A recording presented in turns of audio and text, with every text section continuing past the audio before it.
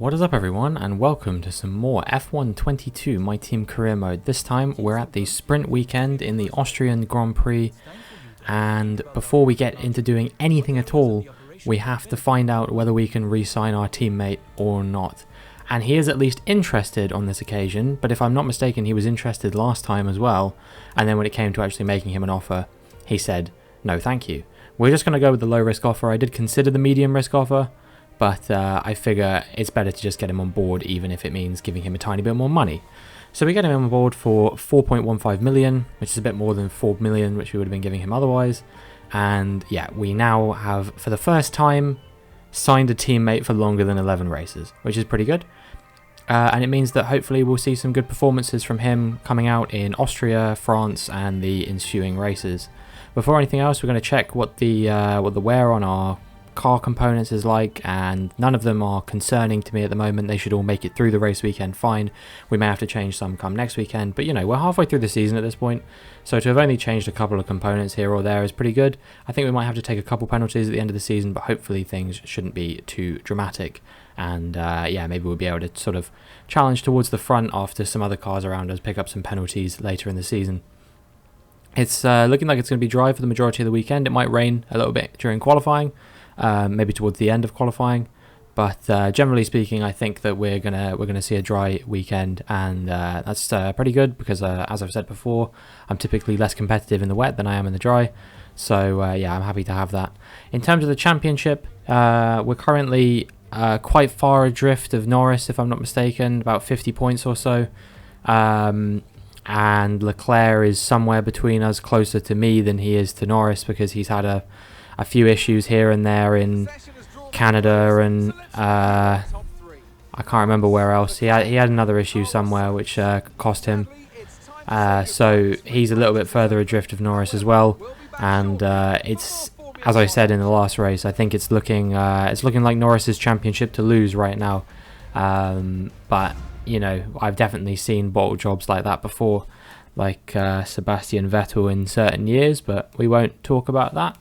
And yeah, practice was alright. I think I probably could have got another few tenths out of my lap, because on my soft compound running lap on the qualifying pace program, I actually got blocked by Zhou Guanyu for about half a second or so. So yeah, there was definitely more pace than what we were showing in practice, but it doesn't really matter, you know. As long as we can show it at some point during qualifying, I'll be pretty happy with what we put together. Obviously, we do have to worry about the rain coming potentially towards the end, but hopefully that won't be until Q3. And if we can get into Q3, that's what I primarily care about with the current pace of our car. We go out on our first flying lap, and we're on a fresh set of softs, and we set a 1.4.6. It's a little far off Carlos Sainz, but it's not the end of the world. I reckon there's definitely some improvements to be made. And lo and behold, we come round on our second flying lap on another fresh set of softs. We improved by a couple of tenths, and it's good enough to put us P10. So that's pretty good, and hopefully we can improve further from there over the course of the next couple of sessions. If we can at least finish P10, then that would be fine by me. Maybe we can make up a couple places in the race, all that stuff, you know.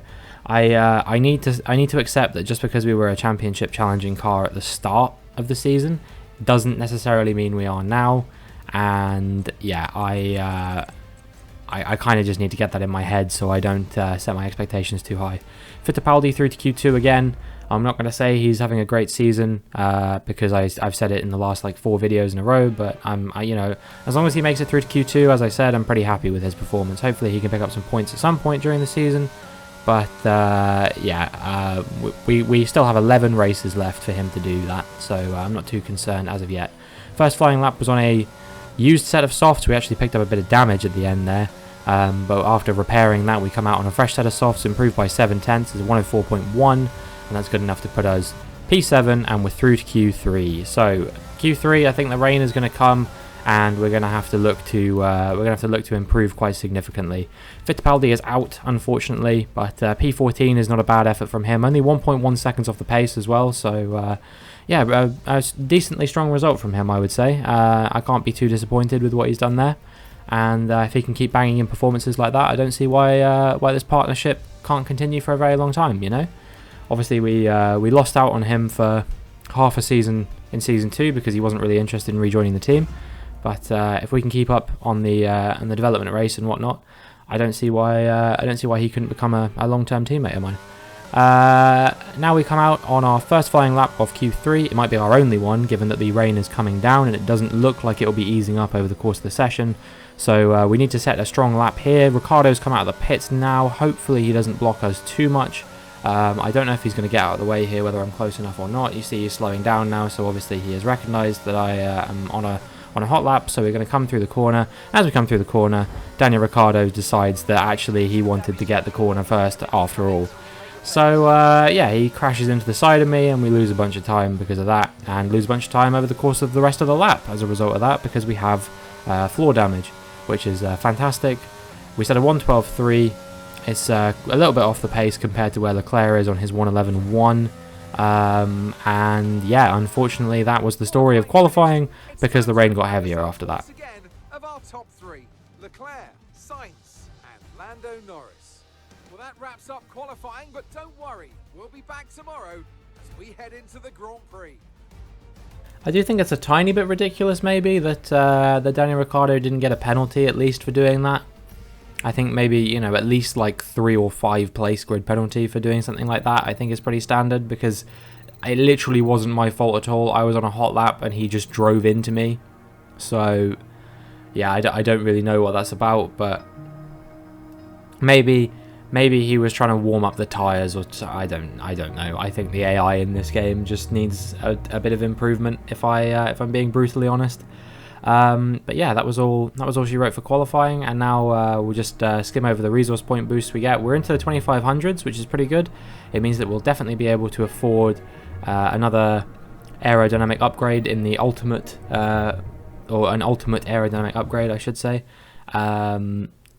which is amazing, because if the more we can get of those on the car as quickly as possible, the better we're going to do in the ensuing races. You see, we've already got one that is being developed.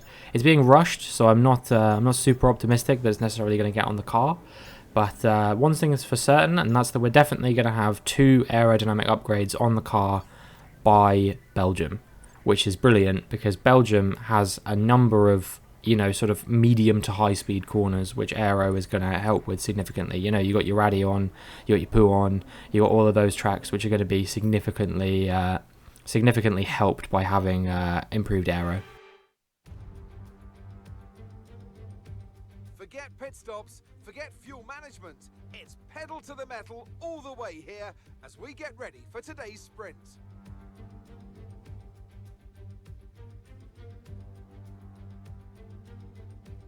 That's all Crofty has to say about that one, I guess. So I'm subbing in for him for the time being until he reads the grid order. Yeah, pretty excited for this race. We'll see how the sprint goes. If we can improve a couple positions, maybe grab up a couple points, that would be the ideal scenario. But, you know, 12 laps, anything can happen. Let's run you through the driver grid order for today's exciting sprint. Charles Leclerc lines up on pole position, and a very happy Carlos Sainz will start second. Moving on to the rest of the grid, we have Norris, Verstappen, Sergio Perez, and Ricciardo. Russell, Robinson, Fernando Alonso, and Lewis Hamilton. Ocon, Lundgaard, Robert Schwartzman, Fittipaldi, Gasly, Tsunoda, Alex Albon, and Kevin Magnussen. Joe, Mick Schumacher, Stroll, and Nicholas Latifi.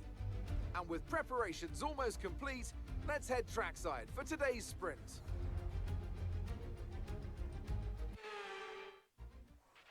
After the points finished last race, let's aim to keep that momentum going. So, we are starting P8 despite qualifying... actually, no, we did qualify P8. What am I talking about? I thought we qualified P10. I think it was because we got the contact. I just assumed that we must have qualified the worst of anyone. But we did out-qualify a couple people. So we're starting P8, already in the points, which is a positive sign. But yeah, we'll have to see whether we can move forward a couple more places or not. Line up on the grid, and it looks like it might be good. Yeah, okay, we're just about into the realm of incredible. I don't know. I still think the threshold for that is too lenient, personally, but That's just my opinion. I'm sure there are some people who would probably be very proud with getting a 0.7. Here we go now as the lights come on. And the lights go out, and it's a pretty good start from us. George Russell not getting a good start there at all, and we're already going to be challenging him into turn 1, no doubt. We brake probably about at the same time. We actually make a bit of contact with Russell there. I think I had a bit more room on the inside. That was probably my fault. And you can see, I don't know if you saw, I had a tiny bit of front wing damage there as a result of that contact. I'm going to have to just persevere through it for now. It's not a super terrible piece of damage to obtain. But yeah, it's not ideal. It's going to reduce our downforce as we come through a lot of these corners, which is going to make it harder to turn through some of the corners slightly. But hopefully we can persevere through it and defend from the cars around us, and maybe just consolidate the P6 that we're already up into. At least we made it past Russell and we made it past Ricciardo. So yeah, it's not a bad start all in all. I think if we can hold on to this position, grab the 3 points, I'll be pretty pleased with that. But you know, there's a lot of faster cars behind us. There's Ricciardo, there's Alonso, there's Russell. There's a lot of people who are going to want to see me fall down the order so they can move up the order, and we're going to have to do everything we can to cover them off, including Daniel Ricciardo, who is already pressuring us into the first corner of lap 2.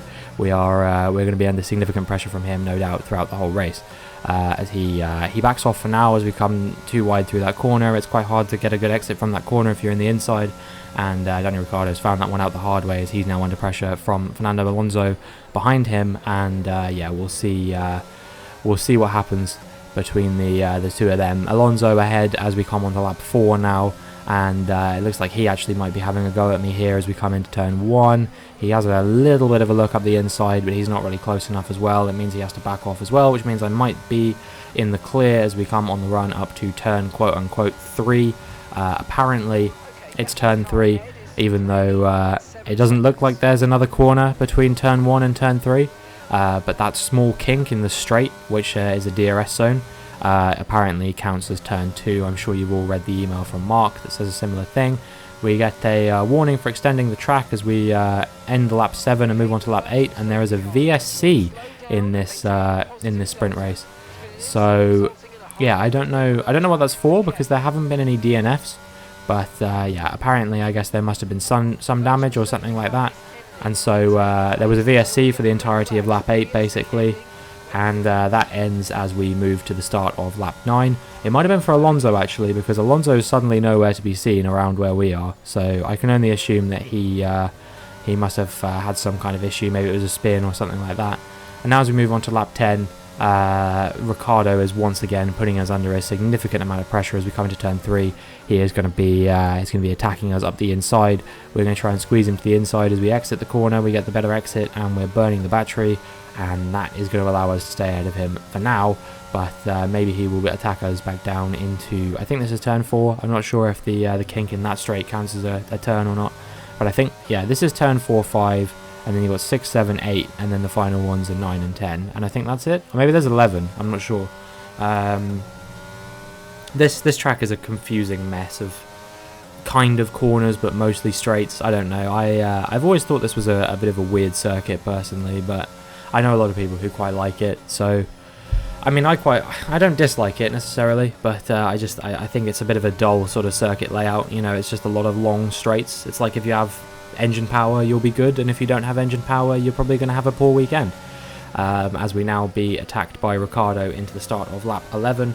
Once again, we managed to keep him behind, but I think he's going to be continuing to pile the pressure on for the entire remainder of the race, if I had to guess.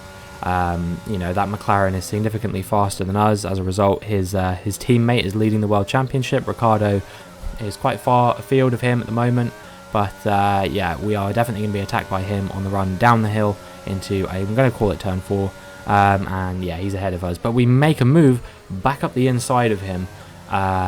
You know, we thought he was done for. You probably thought maybe I'll just sit back and allow myself this P7 or whatever. Nope, every position counts, and yeah, that's proof. Lap 11 now, we're riding on board or with Robert Schwartzman, and he is going very slowly. He must have some kind of issue that is terminal for him, and with 1 lap to go in this race, that is a bit of a bummer for him. but I think he was quite far afield of some of the rest of the cars anyway. I don't know if he got caught up in some kind of incident or something like that, but he peels off the track and his sprint will end 1 lap earlier than everyone else's, so that's quite unfortunate for him. We were already on lap 12 by the time that happened, so yeah, he actually wasn't too far away from being lapped. Maybe he was lapped, I don't know. But either way, that spelled the end of his race. Leclerc wins the sprint. That would be 8 points for him. I don't know where Norris finished, but I guess we'll find out. And we are going to hold off Ricciardo just about to claim P6 in the sprint, and that is a pretty solid result.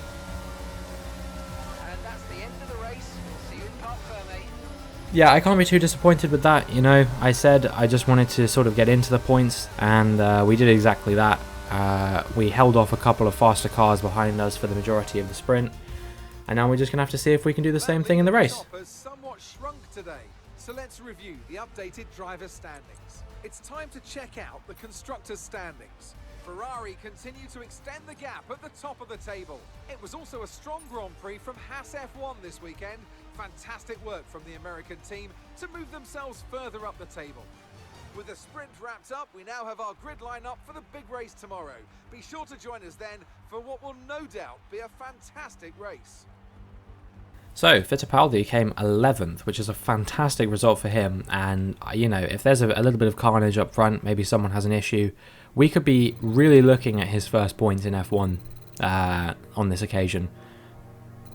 We'll have to wait and see. We'll have to wait and see what happens. Also, it's not his first points in F1. Obviously, he got some in China. His first non-glitched points in F1 could happen on this occasion. If he's capable of either making one overtake or there's a bit of carnage up front that promotes him up the order. I'd love to see him do it, but it's going to be a long race. It's 36 laps. There's a lot that can happen in that time. So without further ado, let's get into it. Good afternoon and welcome to Spielberg, and to a circuit that in one form or another has held every Austrian Grand Prix in the championship except the very first back in 1964. It was at this race that John Watson lost a bet and his beard when he took Team Penske's only F1 victory in 1976. If anything, the stakes are even higher today, with 25 points available for victory and a crucial advantage in the championship fight. The Spielberg circuit then is situated 700 meters above sea level, with just 10 corners making up one of the shortest laps of the season. One time around here is a distance of around 2.6 miles, with the best overtaking chances into turn 1 or the tight uphill of turn 3. It's time to see how our drivers are stacking up after yesterday's exciting qualifying session. A fantastic effort from Charles Leclerc yesterday, and it's put him on pole.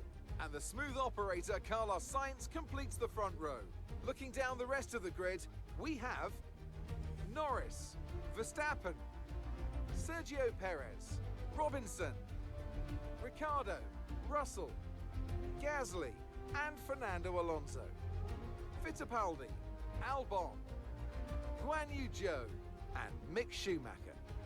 Hamilton, Latifi, Lance Stroll, and Yuki Tsunoda. Ocon, Lundgaard, Magnussen, and Robert Schwartzman. It's almost time for the lights to go out, so let's head down to the track where preparations are underway. It's race day yet again, and joining me for a chat is Anthony Davidson. And our racers are certainly in for a rough day today. What will you be watching out for as they head into turn 1? Well, the start of the race is always one of the most nerve-wracking parts. You have to hope that everyone is able to get off to a clean start, and this is possibly the trickiest part of the entire race. So many drivers in such a small space, and finding your braking point into turn 1 as well. It's a testament to the driver's skill that there aren't more incidents.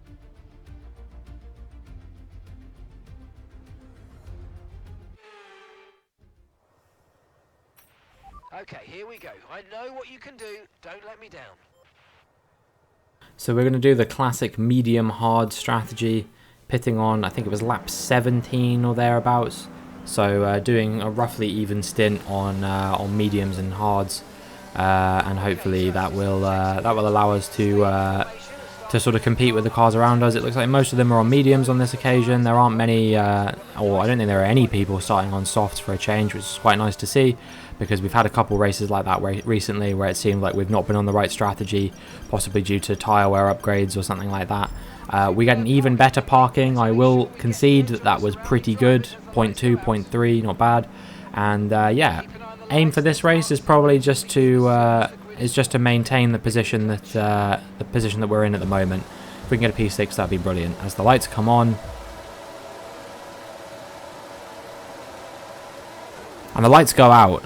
Boy, that was a long wait, but we get a pretty decent start. Perez has also had a very good start, and Ricciardo to our left, who's now overtaken us, has had a pretty good start as well. We're going to see if we can fight Ricciardo back here as we switch to the replay camera. You see that he's fallen off of us for now, but he's going to probably pressure us again into turn 3, I imagine, as he has the superior straight line speed. It looks like one of the Alpines there is getting involved as well. I think that might be Esteban Ocon, but I'm not 100% sure which one it is.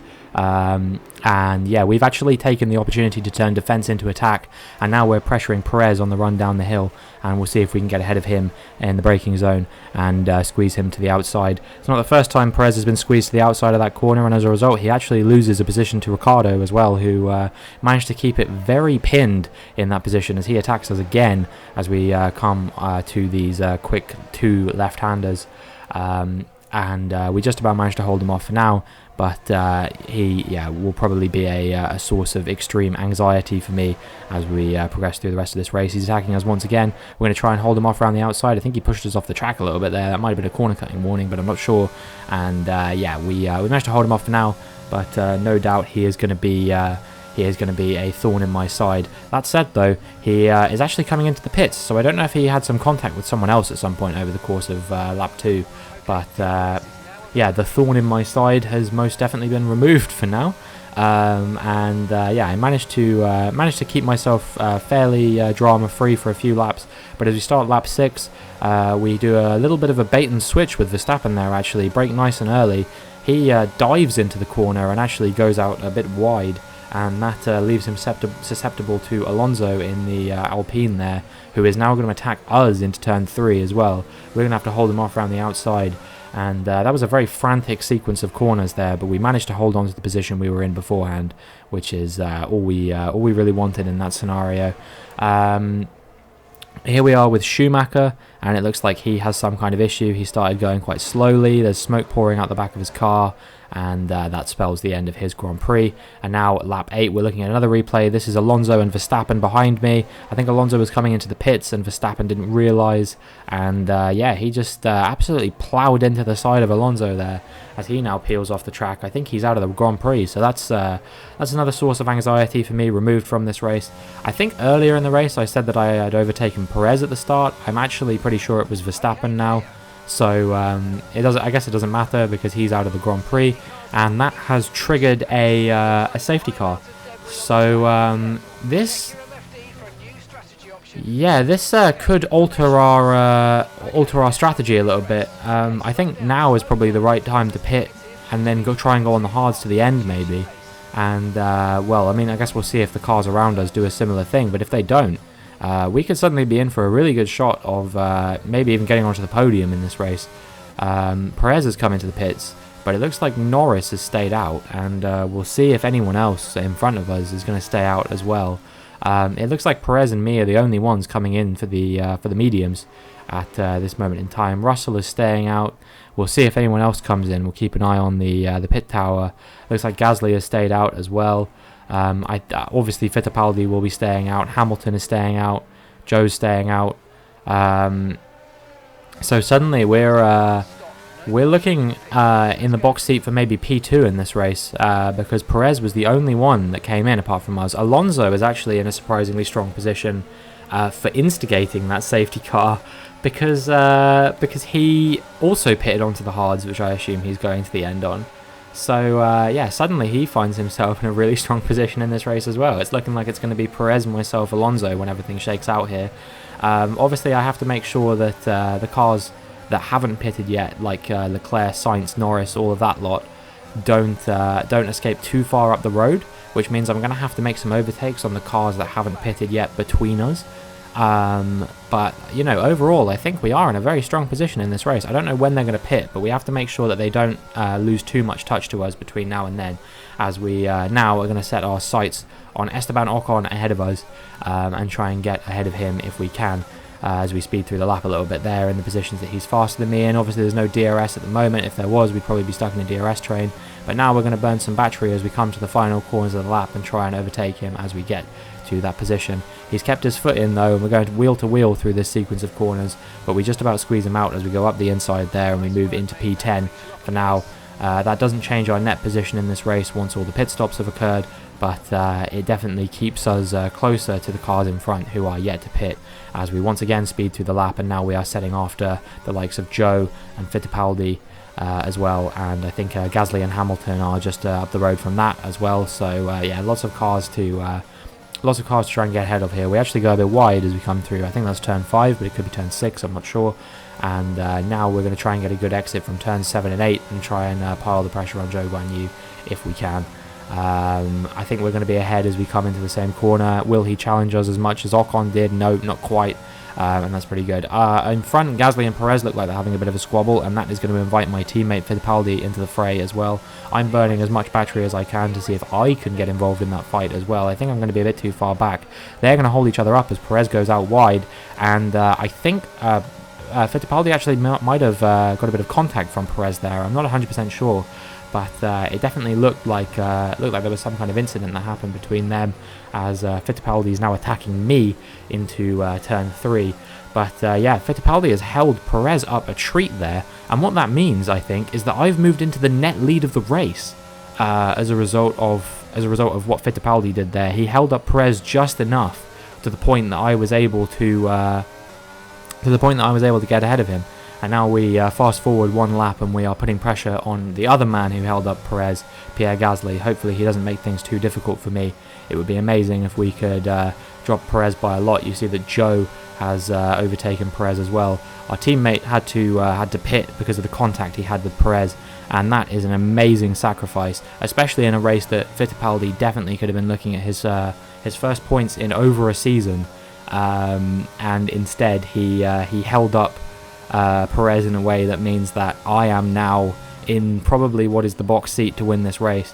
I am going to be under immense pressure once all of these cars come into the pits. You know, I think Norris and Leclerc are already 10 seconds up the road, and that's on older tyres than I'm on, so I imagine when they're on newer tyres they're going to close me down incredibly quickly. But you know what they say, catching is one thing, and you can finish the quote yourselves in the comments. Right, so the first of the medium compound runners have come in now. I think that was Hamilton, and now we are looking at lap 17. A few more runners are coming in, including Leclerc and Russell, and I think that's only leaving a few more runners out there like Sainz and Norris, who will have to come in at some point. They are 11 seconds up the road, so yeah, I don't think that this race is over by any stretch of the imagination. We have a 2-second gap to Perez behind us, and I can only foresee that coming down. We pit at the same time, and not only is this a track which prioritises Red Bull in the best of times when they have a better car than we do, but it's also Red Bull's home race as well, so that is a little bit of an extra incentive for Perez to go on and win the whole thing. The last of the medium compound runners have now come in. Everyone is on hards, and we are all just going to be pushing flat out to the end of this race. 18 more laps, and 18 becomes 14 as we now move on to lap 22, and you see that Perez has closed the gap between us, and we are going to be under pressure from him. We're going to try and dive back up the inside at turn 4 and see if we can hold him off through turns 5 and 6 as well.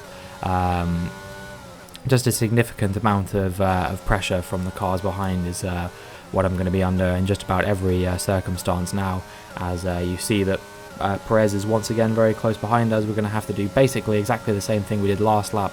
Looks like Leclerc has closed us down significantly as well, and yeah, we do manage to do the same thing, and then immediately afterwards I get an interesting radio message that Perez has got an issue with his car. And yeah, it's just basically this race seems like a constant sequence of one source of problems removed after another for me. As Leclerc now pressures us into the start of lap 25. You see that Perez has fallen off significantly, but what he has done is held up some of the cars behind that could also be pressuring me. Because when you're being pressured by one car, it's quite easy to defend, and when things get really difficult is when there are 2 or more cars that are pressuring you, and that is not what is happening on this occasion because of Perez holding up some of the cars behind us. But now as me and Leclerc battle on, we're going to be inviting Sainz into the fray a bit more. You see that I'm pulling off that signature move on just about every lap from a long way back. You just need to be committed and they will give you the space. That's one thing I know about the AI in this game well enough, that there's some corners that they will always give you the space in. So yeah, perhaps I should issue a warning at the start of the video saying, warning, I exploit known patterns of how the AI behave, as Charles Leclerc locks up into turn 1 as we start lap 28, and that has allowed me to get away from the cars behind, at least for a little bit, but I can only imagine that I am going to be under pressure once again very soon, as Sainz, Leclerc and Norris are battling away behind us, and yeah, we'll see how things shake out. We move on to lap 32 now, and you see that the pressure hasn't really been alleviated much. I think Sainz might have had some contact or something and he's had to pit, which is a shame because Ferrari were in a very strong position in this race. I brake a bit late there trying to defend from Norris and have to take evasive manoeuvres. We stay ahead of him, but probably not for long, as he's going to attack us as we move down towards turn 4 again, and we're going to have to try and pull off our signature move that we've been doing on every occasion, on every lap in this race basically, and we do just that. We squeeze him to the outside, and now he's going to be under pressure from Charles Leclerc behind him as well, as we now round towards the end of the lap. Those corners are the ones that aren't so nerve-wracking. But yeah, now we have a DRS fault, so if we lose touch to the cars behind us, we're going to lose touch to everyone basically. If anyone overtakes us, everyone's overtaking us. Okay, slow down, your delta's negative, which means you're going too fast. Reduce your pace. A safety car has been called, I'm not quite sure for what, but that is amazing. And if you're wondering why that's amazing, it's because that safety car is not going to come in until the end of this lap. And there are only 2 laps remaining in the race, which means there's no more DRS for the rest of the race, which means I am going to be under significantly less pressure than I would have been if there had been DRS to the end of the race. This has made me a very happy Formula 1 driver, and yeah, we are going to be the lead of the safety car, but it's not going to be out for very long. It has to come in at the end of this lap. That's a feature of this game, is that they have to give you at least 2 racing laps at the end of a race, but I don't think it's going to matter too much. Norris is not going to have any DRS, so how can he hold, or how can he overtake me if he doesn't have any DRS? He's going to have to do things the old-fashioned way, the pre-2010 way. If he wants to get ahead of me, he is going to have to use battery and superior grip and superior driving, which I don't know if he has enough of that without the DRS. The DRS can sometimes be a bit of a cheat code, especially in Austria, where there's basically 3 DRS zones back to back to back. It's like, oh, you didn't get ahead in that one? Have another go. Oh, you still didn't? Have another go. And if you don't do that, you know, it's only like 20 seconds before you get round to the end of the lap again and you can have another go. So, yeah, Austria is that defense hell thing I was talking about in the last video, where it is so hard to break out of the DRS to someone behind you, unless you are significantly faster than them, which obviously, when I'm defending from McLarens and Mercedes and Ferraris, that is so not the case. And now we are back up to racing speed as the safety car has come in, and it is going to be a 2-lap shootout to the end between myself, Lando Norris, Fernando Alonso could conceivably get in the mix, and maybe even Ricciardo, Russell and Hamilton behind them as well. I think in P7 is actually one of the Alfa Romeos. I think it might be Schwartzman even, which is amazing considering he DNF'd at the end of the sprint. So he started this race in last, and he might have made his way all the way up to P7. In any case, I'm not too concerned about what Robert Schwartzman's up to right now, because I have a race to win, and we are going to be under pressure from Lando Norris for pretty much the remainder of the race, if I had to guess. Alonso has already fallen off quite significantly. I guess we've outpaced him somewhat, but we'll see if he can hold on to that final podium position or where that's going to go. But right now we're looking at the battle for the lead. It looks like Norris is going to try and close us down into these last couple of corners and maybe try and size up a move. He dives up the inside. It's a very reckless move. It's the kind of thing you might expect me to do, but we squeeze him out as we come through the final corner, and that actually causes him to back off quite a lot. He loses almost a second as we squeeze him to the inside of that corner, and he might have already fallen back to too much to be kind of too much of a threat in the remainder of this race. But we'll see what happens, as Ricciardo has made a move on Alonso, and he is now up into P3, and we are still maintaining over a second gap to Lando Norris. We'll see if he can close it down. I'm not convinced he will be able to, but I've been wrong about that kind of thing before. I think there was a race historically where I was doing very well, but I was being closed down by Perez towards the end of the race. He was 10 seconds adrift with like 4 laps to go, and he was putting pressure on me at the end of the Grand Prix. I can't remember where that was, but I definitely remember that happening. So yeah, it's not a given that just because you're a second ahead on the final lap that you're going to stay in the lead for the entire time. And Norris, you see, has already closed up half a second, but I think he might be out of corners, honestly, unless he's going to go for one of those dive bombs again up the inside. But he thinks better of it. So I think we're going to hold on to this unless he can outdrag us to the line through this final corner. 2 tenths behind. I don't think it's going to be enough, and that is our 4th race win. Really? That's how I'm going to celebrate it? Can we rewind that one? As my 4th race win of the season, and I'm pretty happy with that one. So yeah, that was a solid result for us. Here in Austria, and a truly magnificent drive to hang on and take the win. Tell me, Ant, how did they manage to achieve this win? Well, time management probably played quite a large role in the outcome of this one. As ever, it's not just about speed, it's all about maintaining that speed consistently over a stint, over a race distance. So being able to keep up the lap times while still being smooth on the controls and gentle on the tyres, that's really where the race was won today. The faces on our top 3 look so incredibly happy as they make their way up to the podium. A much-deserved victory and a brilliant performance from them all.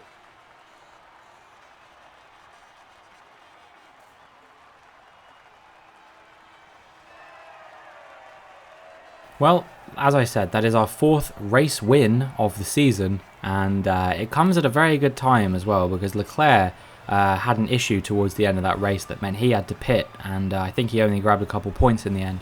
The only downside is that Norris ended up coming home in P2, which means we don't really regain much on him in the championship for now, but there's a lot more races to go. There's still 10 races left in the season, and anything could happen. It's a good result for Lando Norris, who moves further ahead at the top of the table. Well, after an incredible day of racing, who was your driver of the day, Ant? Daniel Ricciardo certainly impressed me today, an incredible performance. It's time to see how things are shaping up in the Constructors' Championship. The lead at the top comes down after a strong weekend from the challenging pack. After an event like that, who knows what the sport has in store for us next time out? Be sure to join us once again as we continue to bring you all the excitement of Formula One. So I'm not sure where ENZO Fittipaldi ended up finishing in the race, but what I do know is that it is incredibly upsetting that he didn't score any points, especially considering he looked like a real shout for them at some point during that race. But he sacrificed his own points in this race to enable me to grab a full gambit of 25 points. So that I would say 10 of those points are Fittipaldi's, honestly, for the job he did in allowing me to make the overtake. Well, I guess you could say 7, because that was the difference between me making up a position and not making up a position. I didn't realise, but I guess I was nursing some front wing damage for that entire race, because you look and there's a big hole in my front wing at the front. I'm not sure where that happened. I don't remember making any contact with anyone at the start of the first lap in the race. I remember doing it in the sprint when I made contact with Russell, but I don't remember doing it in the race. So perhaps that win is even more impressive, knowing that I had that front wing damage the whole time. In any case, yeah, a strong result. We only outscored Norris by 3 points in the end because he got fastest lap and he got P3 in the sprint as well. But I can't be too disappointed with what happened here. You know, we won the race. I mean, that's all we really need. And we had a number of amazing overtakes, so great defense, and yeah, that amazing performance from Enzo Fittipaldi to enable us to take the win as well. So yeah, incredibly happy with that, and I think we definitely made the right decision re-signing him. He's gotten a lot stronger over the course of this season. I think towards the beginning of this season, he was struggling to make it out of Q1, even when we had a particularly fast car. Now we have a very sort of mid-table car, and he's knocking on the door of Q3. He's not quite getting into Q3 yet, but he certainly knows where it is if ever he would want to get into it at some point in the future. So yeah, he is really starting to come good on the investment we've made on him. $4 million is nothing to snuff at, but I think he's starting to try and prove his worth to the team. He knows that he's under a little bit of pressure and that I really want to see him succeed. So yeah, if he's not too expensive at the end of the season, if he's sort of less than 6 million maybe, I'll look at re-signing him for the following season. But obviously I've also got to prioritise the development of the car, so we could be looking at maybe making another signing for the 2025 season. But that really remains to be seen. It just depends on what the most reasonable and logical thing to do at the time is. So yeah, you'll have to just keep watching the season to find out what decision I make in that regard. Next up, we've got the French Grand Prix. It's back on the calendar after taking a year out, so you probably don't want to miss that one, because who knows when it's going to be back again in real life. And that is going to be it for this video. I hope you enjoyed, and if you did, please make sure you like and subscribe, and hopefully I will see you in the next one.